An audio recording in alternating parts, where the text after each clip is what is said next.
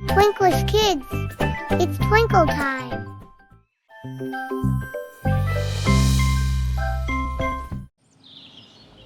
조용한 마을에서 두 마리의 고양이는 종종 먹이를 두고 싸웠습니다.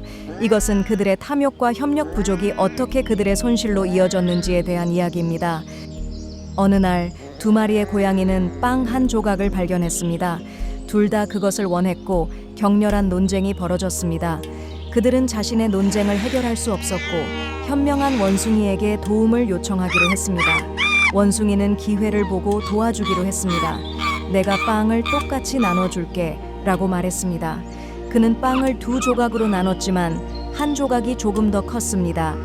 이건 공평하지 않아, 원숭이가 말했습니다. 그는 더 큰 조각에서 한 입 베어물어 크기를 맞췄습니다. 그러나 이제 다른 조각이 더 커졌기 때문에 그는 그 조각에서도 한 입 베어물었습니다. 이것은 빵이 없어질 때까지 계속되었습니다. 고양이들은 너무 늦게 자신들이 속았다는 것을 깨달았고 빈손으로 남게 되었습니다. 이 이야기의 교훈은 탐욕과 다툼이 손실로 이어질 수 있다는 것입니다. 소유물을 두고 싸우는 것보다 나누고 협력하는 것이 더 낫습니다.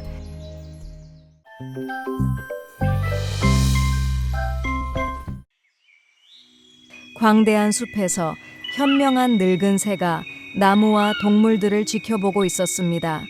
이는 지혜와 예지가 재앙을 예방할 수 있는 방법에 대한 이야기입니다. 어느 날 새 무리가 나무 아래에서 큰 곡물 더미를 발견했습니다. 잔치에 흥분한 그들은 탐욕스럽게 먹기 시작했습니다. 근처에 앉아있던 현명한 늙은 새가 그들에게 경고했습니다.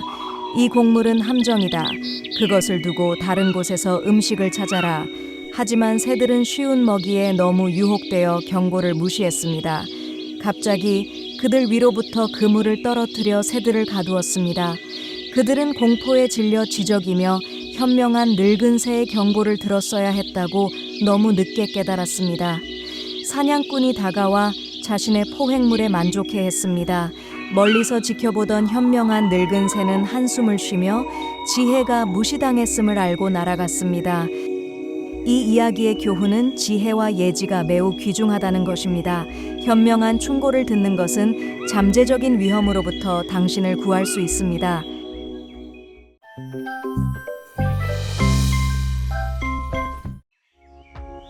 울창한 숲 속에서 사슴, 까마귀, 쥐, 거북이라는 4명의 예상치 못한 친구들이 조화롭게 살고 있었습니다.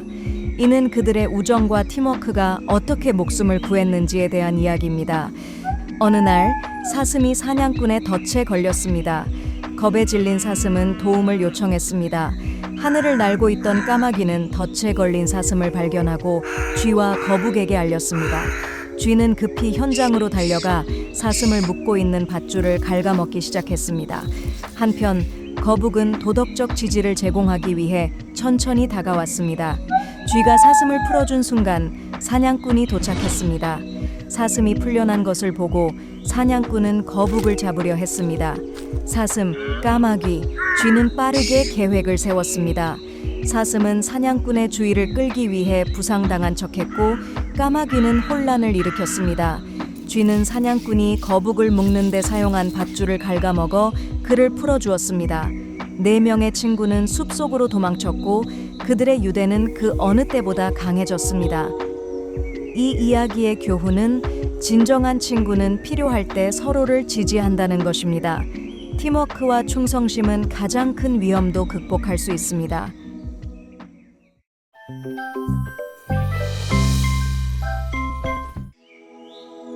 평온한 연못 옆에 어리석은 학과 교활한 몽구스가 살고 있었습니다. 이것은 탐욕과 질투가 어떻게 자신의 몰락을 초래할 수 있는지에 대한 이야기입니다. 학은 지혜로 칭찬받는 몽구스를 질투했습니다. 자신의 가치를 증명하기 위해 학은 몽구스가 본 적 없는 큰 물고기를 잡기로 결심했습니다. 어느 날 학은 큰 물고기를 발견했습니다.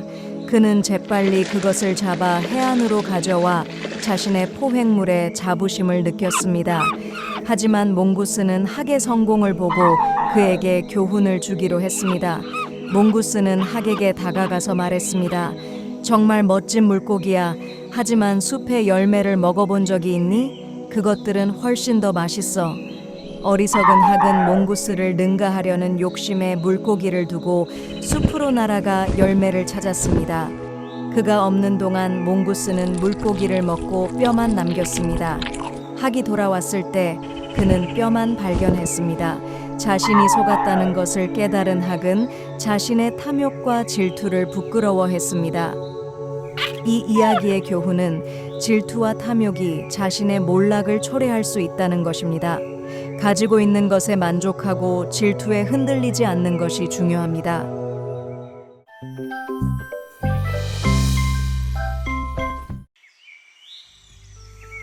작은 마을에서 한 농부와 그의 가족은 애완 몽구스와 평화롭게 살고 있었습니다. 이것은 신뢰와 오해에 대한 이야기입니다. 어느 날 농부의 아내는 아기를 몽구스에게 맡기고 물을 가지러 갔습니다. 그녀가 없는 동안 독사가 집에 들어와 아기에게 다가갔습니다. 용감한 몽구스는 뱀과 싸워 그것을 죽이고 아기를 구했습니다. 농부의 아내가 돌아왔을 때 그녀는 몽구스가 입과 발에 피가 묻은 채 문 앞에 있는 것을 보았습니다. 성급하게 결론을 내린 그녀는 몽구스가 아기를 해쳤다고 생각했습니다. 분노에 휩싸인 그녀는 무거운 냄비를 몽구스에게 던져 즉시 죽였습니다. 집 안으로 달려 들어가자 그녀는 아기가 무사하고 죽은 뱀 옆에 있는 것을 발견했습니다. 그녀는 자신의 실수를 깨닫고 충실한 몽구스의 죽음을 슬퍼했습니다. 이 이야기의 교훈은 성급한 행동과 성급한 결론이 비극적인 결과를 초래할 수 있다는 것입니다. 결정을 내리기 전에 모든 사실을 수집하는 것이 중요합니다.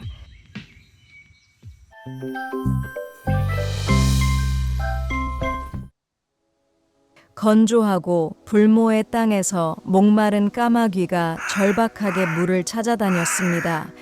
이것은 창의성과 인내심이 있으면 가장 어려운 문제도 해결할 수 있다는 이야기입니다. 어느 더운 여름날 까마귀는 바닥에 약간의 물이 담긴 항아리를 발견했습니다. 아무리 애를 써도 부리로 물에 닿을 수 없었습니다. 지쳤지만 단호한 까마귀는 잠시 생각에 잠겼습니다. 그런 다음 작은 자갈을 하나씩 주워 한가리에 떨어뜨리기 시작했습니다. 천천히 물의 높이가 올라가 까마귀가 물을 마실 수 있을 정도로 높아졌습니다. 까마귀는 깊이 마셔 갈증을 해소했습니다. 만족하고 자신의 기발한 해결책에 자랑스러워하며 까마귀는 항아리를 뒤에 남기고 날아갔습니다. 이 이야기의 교훈은 필요는 발명의 어머니라는 것입니다. 창의성과 끈기로 가장 어려운 문제도 해결할 수 있습니다.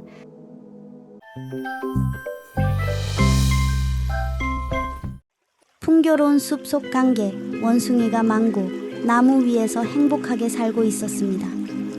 강 건너편에는 교활한 악어가 살고 있었습니다. 이것은 원숭이의 재치가 생명을 구한 이야기입니다. 어느 날 악어의 아내가 저녁 식사로 원숭이의 심장을 원했고 남편에게 하나를 가져오라고 요청했습니다. 악어는 원숭이가 맛있는 망고를 즐기는 것을 보고 계획을 세웠습니다. 안녕, 친구 원숭이, 악어가 말했습니다. 우리 집에서 잔치를 하러 오겠니? 원숭이는 악어를 믿고 동의하며 악어의 등에 올라탔습니다. 강 한가운데에서 악어는 자신의 진정한 의도를 밝혔습니다. 내 아내가 너의 심장을 먹고 싶어 해. 원숭이는 즉각 대답했습니다. 오 친구여, 미리 말해주지 그랬어. 내 심장은 나무에 두고 왔어. 악어는 쉽게 믿었고 나무로 돌아가 헤엄쳤습니다. 원숭이는 안전하게 뛰어내리며 말했습니다. 너는 한 번 나를 속였지만 다시는 속지 않을 거야. 너는 내 심장도 나의 우정도 얻지 못할 거야.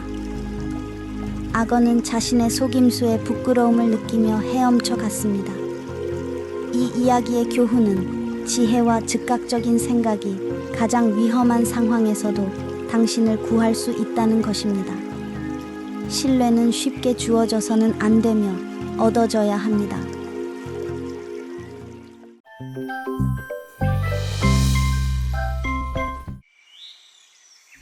조용한 포도밭에서 배고픈 여우가 먹을 것을 찾으며 돌아다녔습니다.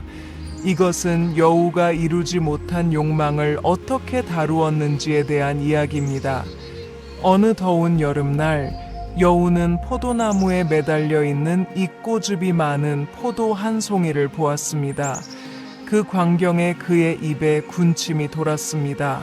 그것을 얻기로 결심하고 그는 포도를 잡으려고 높이 뛰어올랐습니다. 여러 번 뛰었지만 포도는 그의 손이 닿지 않는 곳에 있었습니다. 지치고 좌절한 여우는 결국 포기했습니다. 그는 중얼거리며 걸어갔습니다.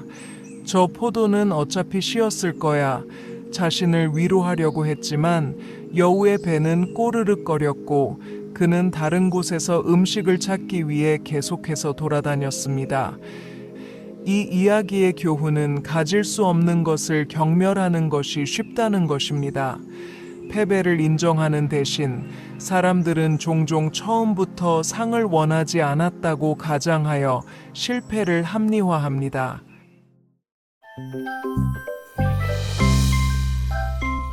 울창한 숲속 깊은 곳에 정글의 왕인 강력한 사자가 살고 있었습니다. 이것은 작은 쥐가 어떻게 그의 예상치 못한 구원자가 되었는지에 대한 이야기입니다. 어느 날 사자는 나무 아래에서 따뜻한 햇살을 즐기며 평화롭게 낮잠을 자고 있었습니다. 갑자기 작은 쥐가 숲 바닥을 바쁘게 지나가다가 실수로 사자의 발을 밟고 말았습니다. 잠에서 깨어난 사자는 큰 발로 쥐를 잡아버렸습니다. 내 잠을 방해하다니 감히. 사자는 날카로운 이빨을 드러내며 으르렁거렸습니다. 제발 강력한 사자님, 제 목숨을 살려주세요. 쥐는 삐걱거렸습니다.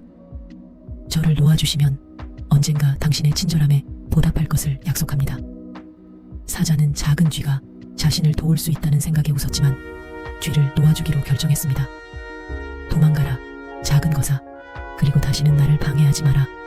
사자는 말하며 쥐를 풀어주었습니다. 며칠 후 사자는 사냥꾼의 그물에 걸리고 말았습니다. 그의 힘에도 불구하고 그는 빠져나올 수 없었습니다. 좌절한 사자가 으르렁거리는 소리를 내자 익숙한 삐걱거리는 소리가 들렸습니다. 사자가 풀어준 작은 쥐가 달려왔습니다. 걱정하지 마세요, 친구. 쥐가 말했습니다. 날카로운 이빨을 사용하여 쥐는 사자가 자유로워질 때까지 밧줄을 갉아먹었습니다. 네가 내 생명을 구했어. 사자는 겸손하게 말했습니다. 이제 나는 가장 작은 생물도 큰 도움이 될 수 있다는 것을 알게 되었어. 이 이야기의 교훈은 아무리 작은 친절도 결코 낭비되지 않는다는 것입니다. 가장 작은 친구조차도 가장 소중한 친구가 될 수 있습니다.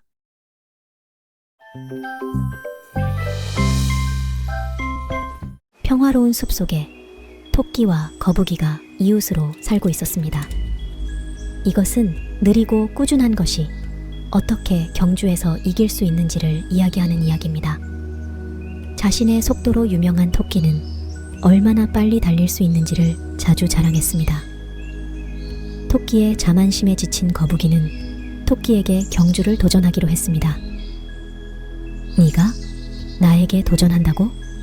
토끼가 웃으며 말했습니다. 이건 식은 죽 먹기야. 경주가 시작되었습니다. 토끼는 재빨리 출발하여 거북이를 멀리 뒤에 남겼습니다. 승리를 확신한 토끼는 경주 중간에 낮잠을 자기로 했습니다. 그동안 거북이는 멈추지 않고 느리지만 꾸준히 움직였습니다. 몇 시간이 지나고 토끼가 깨어나 보니 거북이가 결승선에 가까워지고 있었습니다. 토끼는 가능한 한 빨리 달렸지만 이미 늦었습니다. 거북이는 이미 결승선을 넘어섰습니다. 토끼는 충격을 받았고 숲의 동물들은 거북이를 응원했습니다. 거북이는 미소를 지으며 말했습니다. 느리고 꾸준한 것이 경주에서 이긴다. 이 이야기의 교훈은 인내와 결단력이 가장 큰 도전조차도 극복할 수 있다는 것입니다. 항상 가장 빠른 사람이 이기는 것은 아니며 계속해서 전진하는 사람들이 이깁니다. Like, share, subscribe, and follow for more. Enjoy!